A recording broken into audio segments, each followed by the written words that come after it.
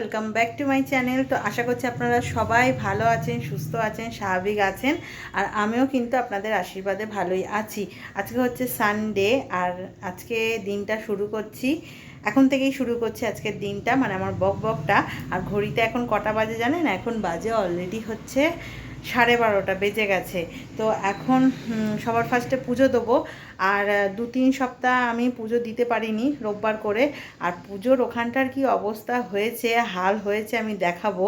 মানে কোনো রকমে আর কি পুজো দিয়েছে, মানে ছেলেরা যে যা হয় আর কি, হ্যাঁ, কোনো রকমে পুজো দিয়েছে, দিয়েই আর কি মানে জায়গাটাকে যে ঠিকঠাক রাখা বা কিছুই করেনি। তো এখন আমি সকালবেলা কি করেছিলাম বলুন তো? সকালবেলা এখানটাতে চাল ঠাল সব ধুয়ে রেখে দিয়ে গেছি। এই যে চাল ঠাল সব আমার ধুয়ে ভিজানো আছে। আর এখানে হচ্ছে আজকে এই যে কাঁকরোল ভাজা কাটানো আছে মামুনিদিকে দিয়ে। আর এই যে এখানে ঢ্যাঁড়সটা, এটা রাত্রিরে হবে, রাত্রিরের জন্য তো এখনই ভেজে ঠেজে রাখবো। তো আগে এই গ্যাসটাকে জ্বালিয়ে দেবো। আর এখানে এই যে মাছ এনে রেখে দিয়েছে, মাছ এখন ধরবো না, আগে পুজো দেবো তারপরে মাছটা ধরবো। তো আগে গ্যাসটাকে ধরিয়ে দিই। এই দেখুন অবস্থা, দেখুন মানে দেখেছেন ধূপকাঠি ছাই অবধি পড়ে রয়েছে, মানে কিভাবে যে ঠাকুরকে খেতে দিয়েছে কে জানে। আর এই দেখুন এখানেও পুরো পড়ে রয়েছে। আর এই মালা ফালাগুলো এখন সব খুলবো। আর আজকে মানে সন্ধেবেলা ঠাকুরের এই জামাটাও চেঞ্জ করে দেবো, কেন কালকে হচ্ছে জন্মাষ্টমী, তাই চেঞ্জ করে দেবো সব। এখন মালা ফালাগুলো খুলি। আর এখন এত মানে জামাগুলোকে এখন চেঞ্জ করতে পারবো না, কেন জামা চেঞ্জ করতে গেলে তো অনেকক্ষণ টাইম লাগবে। আর এখন রান্নাবান্নার ব্যাপারটাও আছে, তাই জন্য এখন মালা ফালাগুলো খুলে নিই। সন্ধেবেলা বা রাত্রিবেলা একটু রাত করে জামা কাপড় ছেড়ে তখন ঠাকুরের জামাগুলো পাল্টে দেবো। তো এখন ঝটপট করে পুজো দিই, কেননা ওইদিকে আবার রান্নার ব্যাপারটাও আছে, রান্না করতে হবে।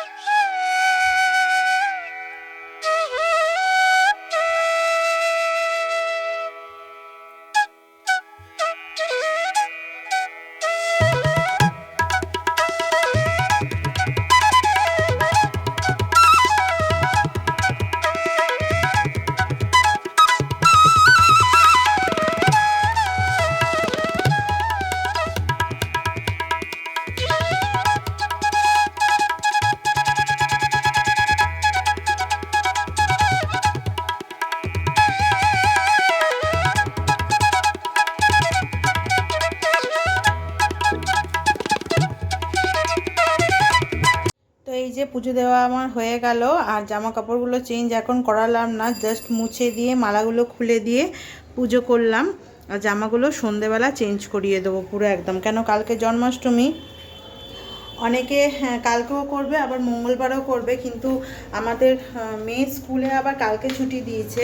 আর আমার অফিস আবার পরশু দিনকে ছুটি দিয়েছে, মানে মঙ্গলবার ছুটি দিয়েছে। জন্মাষ্টমীটা দুবারে পড়ছে। তো এখন আমি রান্নাঘরে চলে আসলাম। রান্নাঘরে আগে মাছগুলোকে ধোবো।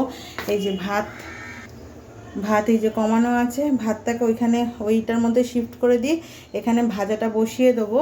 আর তার সাথে এই মাছগুলোকে ধুয়ে নেবো। তো এই যে মাছ ধুয়ে নিয়েছি, এটা হচ্ছে চিংড়ি মাছ, আর এটা হচ্ছে একদম ছোট ছোট ছোট ছোট ট্যাংরা। আর ওই যে পমফ্রেট, তো পমফ্রেট মাছটাই আজকে আমি করব। আর এই দুটো মাছ আমি রেখে দেবো। আর এখানে হচ্ছে কাঁকরোল ভাজা, আর ভাত ওইদিকে হচ্ছে। ভাত অবশ্য হয়েই এসছে, নামিয়ে নেবো। আর এই যে কাঁকরোল ভাজা, কাঁকরোলগুলো আগের সপ্তাহে বাজারে ছিল, তো করা হয়নি, তা আজকে করে নিচ্ছি। তো বাদবাকি মাছগুলোকে রেখে দিয়ে, আর পমফ্রেট মাছটা হবে বলে পমফ্রেট মাছটাকে দেখুন ভালো করে আমি নুন হলুদ মাখিয়ে নিয়েছি। আর সাথে এই যে কড়াইও বসিয়ে দিয়েছি, তেলটা গরম হলে এক এক করে মাছটাকে ছেড়ে দেবো। আর আজকের মাছটা কি করব বলুন তো? আজকের মাছটা আমি পেঁয়াজ আদা রসুন দিয়ে করব। পমফ্রেট মাছ কিন্তু সর্ষে দিয়েও হয়, কিন্তু আমি আজকে অন্য রকম স্টাইলে করব, একটুখানি কষা কষা টাইপের। আর জানেন তো পমফ্রেট মাছের তন্দুরি খেতে কিন্তু খুব ভালো লাগে, কিন্তু এখন তো মানে আজকে তো দুপুরে ভাতের সাথে তন্দুরি তো ভালো লাগবে না। তো আজকে একটু অন্যরকমভাবে করছি। আর দেখতে পারলেন জল পড়ছিল বলে নাইটিটাকে কীরকমভাবে ঝাড়াঝাড়ি করলাম। তো যাক, এক এক করে ভেজে রান্নাটা শুরু করে দিই।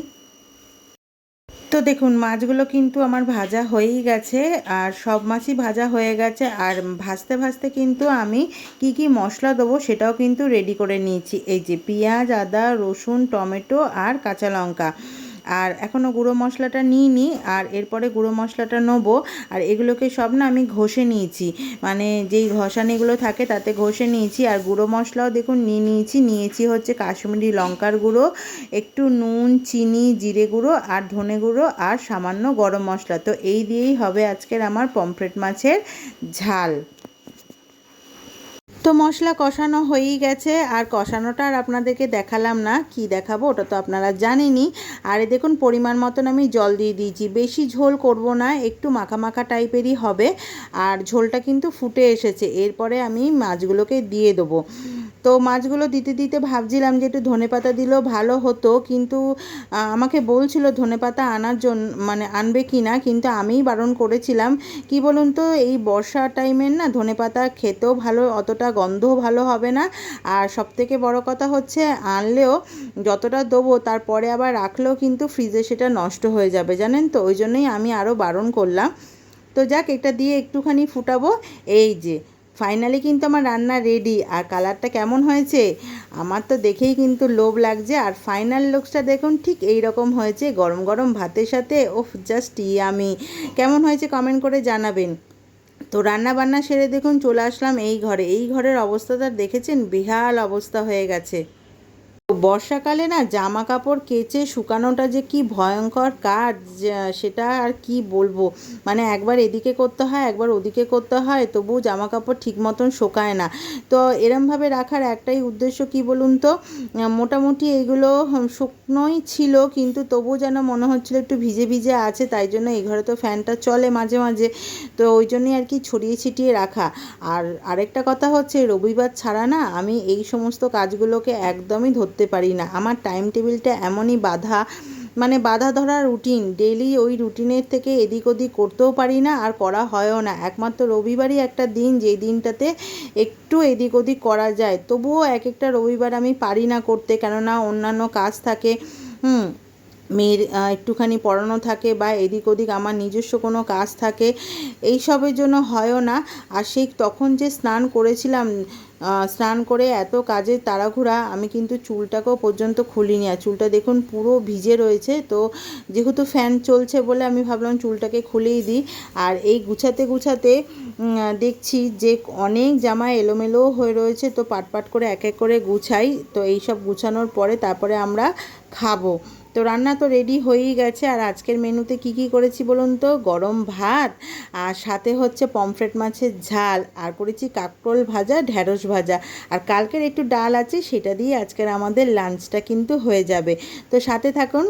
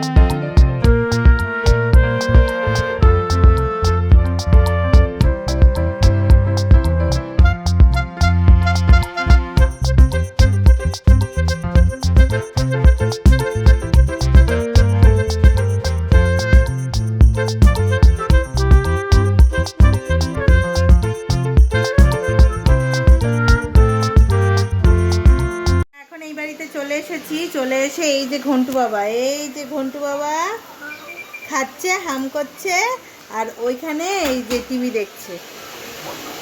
ও বাবা, তুমি কি দেখছো? কি টিভি দেখছো? আর সবাইকে একটু হ্যালো বলে দাও। হ্যাঁ, হ্যালো করো একটু। হ্যাঁ। আর ওই ঘরে হচ্ছে ঘন্টু মা পড়ছে, আর আমি এসে একটু গা হাত মুখ ধুয়ে এই যে নেল পালিশ পরাও আমার হয়ে গেল। হ্যাঁ, ছুটির দিন আর নখগুলোকে সব কেটে দিয়েছি। নখ থাকলে না কম্পিউটারে টাইপ করতে খুব অসুবিধা হয়, তাই নখগুলোকে সব কেটে দিয়েছি। এখন এই বাড়িতে এসে আগে সবার প্রথমে একটুখানি ভাত বসিয়ে দিলাম। এই যে রাত্রিরের ভাত, এর মধ্যে আলু ভাতে দিয়ে দিয়েছি। আর আর হচ্ছে কৌটোটা নিয়ে যাই, কন্টেনারগুলো ওই সবজিগুলো যেগুলো এনেছে সেগুলো এই কন্টেনারের মধ্যে ঢুকিয়ে রাখবো। লঙ্কা টঙ্কাগুলো সব ঢুকিয়ে রাখবো, না হলে না নষ্ট হয়ে যাবে। সবজির যা দাম,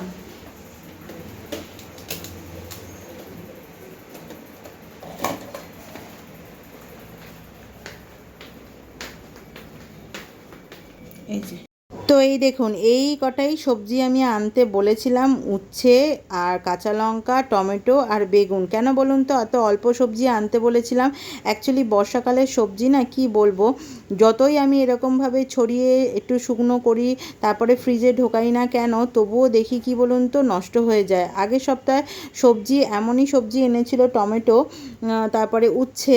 সেই উচ্ছে টমেটো আমি রাত্রিবেলা যখন ঢুকাতে যাচ্ছি দেখছি পুরো নষ্ট। আসলে সারাদিন বাজারের মধ্যে বৃষ্টিতে ভেজে তো সবজিগুলোরও আর কিছু থাকে না। তো যাক, এক এক করে আমি ফ্রিজের মধ্যে ঢুকিয়ে রাখি। আর এখানে দেখুন আমি বক বক করছি, কি বলুন তো, ওর সাথেই কথা বলছিলাম, কেন ও আবার বলছিল যে 31 তারিখে একাদশী।